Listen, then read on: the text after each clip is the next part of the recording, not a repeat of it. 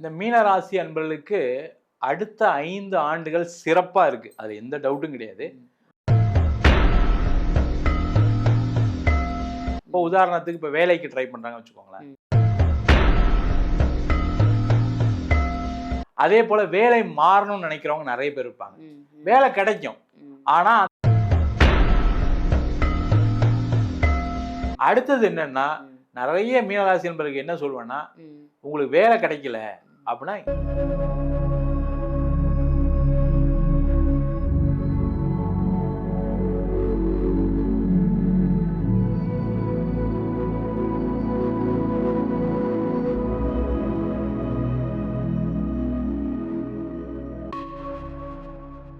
ஆன்மீக பரிகார நேயர்கள் அனைவருக்கும் அன்பான வணக்கங்கள். இன்னைக்கு நம்ம ஸ்டுடியோக்கு யார் வந்திருக்காங்க அப்படின்னு பார்த்தீங்கன்னா, இவங்க அஸ்ட்ராலஜர் மட்டும் இல்லைங்க, அஸ்ட்ராலஜி ஆசிரியரும் கூட. ஸோ உங்களுக்கு நீங்கள் அஸ்ட்ராலஜி கற்றுக்கணும் அப்படின்னா சார்கிட்ட நீங்கள் தாராளமாக அஸ்ட்ராலஜி கற்றுக்கலாம். அதை தவிர்த்து என்னென்ன விஷயங்கள்லாம் சாருக்கு தெரியும் அப்படின்னு பார்த்தீங்கன்னா, சோழி பிரசன்னம் பார்ப்பாங்க. இப்போ உங்களுக்கு ஜாதகம் இல்லை, உங்களோட டேட் ஆஃப் பர்த் தெரியல அப்படின்னா சோழி பிரசன்னம் மூலமாக உங்களுடைய நிலைகள் எப்படி இருக்குது, கிரக நிலைகள் எப்படி இருக்குது, லைஃப் எப்படி எடுத்துகிட்டு போகணும் அப்படின்னு நீங்கள் தெரிஞ்சுக்கலாம். அதே மாதிரி வாஸ்து நிபுணரும் கூட. ஸோ வாஸ்து ரிலேட்டடாக உங்களுக்கு ஏதாவது ப்ராப்ளம் இருந்தாலும் நீங்கள் சாரை அணுகலாம். அவங்க வேற யாரும் இல்லை, டாக்டர் வீனஸ் பாலாஜி அவர்கள் தான் நம்ம ஸ்டுடியோக்கு வந்திருக்காங்க. வணக்கம் சார். வணக்கம்மா. எப்படி இருக்கீங்க? நல்லா இருக்கேன். நீங்க நல்லா இருக்கீங்களா? ரொம்ப நல்லா இருக்கேன் சார். இப்போ இன்னைக்கான டாபிக் ஒரு சூப்பரான டாபிக்கோட தான் வந்திருக்கேன். என்னன்னா, அடுத்த 5 வருஷம் ஒவ்வொருத்தருடைய லைஃப்லையும் என்ன மாதிரி விஷயங்கள் நடக்க போகுது, அடுத்த 5 ஆண்டுகள் அப்படின்னா இந்த 2026ஐயும் சேர்த்து 30 வரைக்கும் 2030 வரைக்கும் ஒவ்வொரு ராசிக்காரர்களுக்கும் அவங்களுடைய லைஃப்ல என்னென்ன மாற்றங்கள் நடக்க போகுது, சுப மாற்றங்கள் என்ன, எச்சரிக்கையா இருக்க வேண்டிய விஷயங்கள் என்ன, இதுதான் இன்னைக்கான டாபிக். இதை பத்தி ஒவ்வொரு ராசிக்கும் நம்ம பார்த்துடலாம். முதல்ல ஒரு 5 வருட பலன்கள் அப்படின்னு சொல்லும்போது முக்கியமா வருட கிரகங்களை வச்சுதான் பலன் சொல்ல போறோம். அப்ப அந்த வருட கிரகங்கள் அப்படின்னு சொல்லக்கூடியது சனி பகவான் 2.5 வருஷத்துக்கு ஒரு ராசி மாறிட்டே இருப்பார். அடுத்தது குரு பகவான் ஒரு வருஷத்துக்கு ஒரு தடவை ஒரு ராசி மாறிட்டு இருப்பார். அடுத்தது ராகு கேது 1.5 வருஷத்துக்கு ஒரு தடவை ஒரு ராசியை மாறக்கூடிய ஒரு முக்கியமான கிரகம். இதை வைத்து தான் நம்ம வருட கிரக பலனை சொல்றோம். அடுத்த 5 வருஷம் அப்படின்னும் போது இந்த கிரகங்களுடைய தாக்கங்கள் சில ராசிக்கு அதிகமா இருக்கும், சில ராசிக்கு கம்மியா இருக்கும்.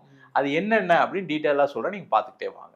அடுத்த 5 ஆண்டுகள் ஒவ்வொரு ராசிக்கும் எப்படி இருக்குன்னு ரொம்ப அழகா தெளிவா நிதானமா சூப்பரான பதிவா கொடுத்துட்டு இருக்கீங்க. இன்னைக்கு நம்ம பார்க்க போறது மீனராசி. மீனராசி நேயர்களுக்கு இந்த 2026ல துவங்கி 30 வரைக்கும் இந்த 5 ஆண்டு காலம் எப்படி சார் அமைய போகுது? இந்த மீனராசி அன்பர்களுக்கு அடுத்த 5 ஆண்டுகள் சிறப்பா இருக்கு. அது எந்த டவுட்டும் கிடையாது. அதுல கொஞ்சம் அடிஷ்னல் கேரோட இருக்கணும், அவ்வளவுதான். வேற ஒண்ணும் கிடையாது. இப்போ உதாரணத்துக்கு இப்போ வேலைக்கு ட்ரை பண்றாங்கன்னு வச்சுக்கோங்களேன், கண்டிப்பா கிடைச்சிரும். ஆனா என்னன்னா, எனக்கு இந்த சம்பளம் வந்தாதான் போவேன், இந்த பொசிஷன் வந்தாதான் போவேன், நான் படிச்சது தகுந்த மாதிரி வேலை இருக்கணும் அப்படின்னு நினைக்கும் போது அதுல ஒரு பிரச்சனைகள் வரும். ஏன்னா 7 சனி நடக்குது, ஜென்ம சனி போயிட்டு இருக்கு. அப்ப என்ன ஆகும்னா, நம்ம எதிர்பார்த்து நடக்காது. இப்ப நான் படிச்சிருக்கேன், இப்ப நான் ஒரு ஐடி கம்பெனில ஜாயின் பண்ணோம் அப்படின்னா, ஐடி கம்பெனில நம்ம ஒரு ப்ரோக்ராமரா போகாம அதுல வேற அடுத்த லெவலுக்கு ஒரு வேலை கிடைக்கும். இப்ப நான் ஒரு மெக்கானிக்கல் படிச்சிருக்கேன், அப்ப மெக்கானிக்கல் இண்டஸ்ட்ரி இல்லாம அது ரிலேட்டட் இண்டஸ்ட்ரி கிடைக்கும். இல்ல நான் மெக்கானிக்கல் இன்ஜினியரிங்ல தான் படிப்பேன், வேலை பார்ப்பேன், அதுல கொஞ்சம் பிரச்சனைகள், அதுல கொஞ்சம் கேர் எடுத்துக்கணும். சரி ஃபர்ஸ்ட் சேருவோம், நம்ம என்ன இப்படியே இருந்துட உள்ள போய் டெவலப் பண்ணிக்கலாம் அப்படின்ற எண்ணங்கள் வராது. அங்கதான் நம்ம திருத்தணும் அவங்கள. அதே போல வேலை மாறணும்னு நினைக்கிறவங்க நிறைய பேர் இருப்பாங்க. வேலை கிடைக்கும், ஆனா அந்த பொசிஷன் இவங்களுக்கு போராது. சார் நான் இப்போ ஒரு 50,000 வாங்குறேன் சார், அங்க போனா 60,000 தான் தரேன்றாங்க. சரி சார் 10,000 இம்ப்ரூவ்மெண்ட் இருக்குல்ல சார், பண்ணுங்க, அந்த கம்பெனி நல்ல கம்பெனி, எல்லாம் கரெக்ட் சார், எனக்கு இப்பவே 50,000 கமிட்மெண்ட் வச்சிருக்கேன், எனக்கு அடுத்த சேலரி ஒரு 75 இருந்தா நல்லா இருக்கும். அந்த மாதிரி ட்ரை பண்ணாங்கன்னா அந்த வேலை கிடைக்காது. இருக்கிற வேலையிலும் பிரச்சனை வந்துடும். ஏற்கனவே பிரச்சனை தான் இருக்கு, இல்லாமலாம் இல்லை. மீனராசி என்பது வேலை செய்யக்கூடிய இடத்துல கடுமையான நெருக்கடியில் இருக்காங்க. வேலையை விட்டு எப்போ அனுப்புவாங்கன்னு தெரியாம இருக்கேன் சார் சொல்லக்கூடிய ஒரு நிலை தான் இருக்கு. அப்படி இருக்கு, நம்ம என்ன பண்ணணும், கொஞ்சம் ரிலாக்ஸ் ட்ரை பண்ணணும். அதுல முக்கியமா என்ன பிரச்சனைனா, வெளிநாட்டுல இருக்கவங்களுக்கு பயங்கரமான பிரச்சனையில இருக்காங்க மீனராசி என்பது. ஏன்னா வேலையை விட்டு போக சொல்லியாச்சு, அடுத்த 3 மாசத்துல நான் வேலையை விட்டு வரணும் சார், என்னுடைய டைம் அவ்வளவுதான் இருக்கு, இதுக்கு மேல போனா விசா கிடைக்காது சார், ரினியூ ஆகாது, அதுக்குள்ள வேலை தேடணும். அப்ப அதுக்குள்ள வேலை தேடும் போது இவங்களுக்கு ஏற்கனவே கமிட்மெண்ட் இருக்கு. அப்போ அந்த சம்பளம் வந்தால் தான் கிடைக்கும்னு நினைப்பாங்க. அந்த மாதிரி இல்லாமல் ஓரளவுக்கு அட்லீஸ்ட் 10,000 கம்மியாக இருந்தாலும் பரவாயில்ல, ஒரு வேலையை எடுத்துப்போம் அப்படின்னு ட்ரை பண்ணோம். ஒன்று. அடுத்தது என்னன்னா, நிறைய மீனராசி என்பதற்கு என்ன சொல்லுவேன்னா, உங்களுக்கு வேலை கிடைக்கல அப்படின்னா இடம் மாறி வேலை தேடுங்க. ஓ, அந்த இடத்துல இருந்து வேற இடத்துக்கு மாறுங்க. இப்போ ஒருத்தர் ஃபாரின்ல வந்து துபாயில இருக்காரு வச்சுக்கோங்க, துபாயில இருந்து பக்கத்துல ஒரு ஸ்டேட் எங்கேயா மாறி போங்க. இப்போ யூஎஸ்ல இருக்காரு, டெக்சாஸ்ல இருக்குன்னா வேற ஒரு ஸ்டேட் போங்க. இப்போ சென்னையில இருக்கீங்க, சென்னையில வேலை இல்லாம இருக்குங்க சார், இல்ல வேலை விட போறேன் அப்படின்னா நீங்க பெங்களூர்ல தேடுங்க, பக்கத்துல எங்கேயாவது கோயம்புத்தூர்ல தேடுங்க, திருச்சியில தேடுங்க. அப்படி மாறிக்கிட்டாங்கன்னா கண்டிப்பா வேலையில எந்த பிரச்சனையும் வராது, கண்டினியூ பண்ணலாம். அதே போல தொழில் செய்யக்கூடியவர்கள், தொழில் செய்யறவங்க எல்லாருக்கும் என்னன்னா ஒரு தடை இருக்கு. இப்ப நான் வந்து ஒரு கஸ்டமரை போய் பார்க்க போறேன், ஒரு கொட்டேஷன் எடுத்துட்டு போறேன், கஸ்டமர் போனோன்னா ஓகே சொல்ல மாட்டார், 1000 கேள்வி கேட்பார். 1000 கேள்வி கேட்டு என்ன சொல்வாரு, இல்லைங்க இதோட கொஞ்சம் கம்மியா கொடுத்துருக்காங்க. இவர் என்ன பண்ணுவார், அப்படியே ஒரு டிஜெக்ஷன் மூட்ல வந்துருவார். எங்கெங்க போனேன் நான், அவர் என்னன்னா அடுத்த கம்மி ரேட்ல கிடைக்கும் சொல்ல, நான் குவாலிட்டியா கொடுக்குறேன்.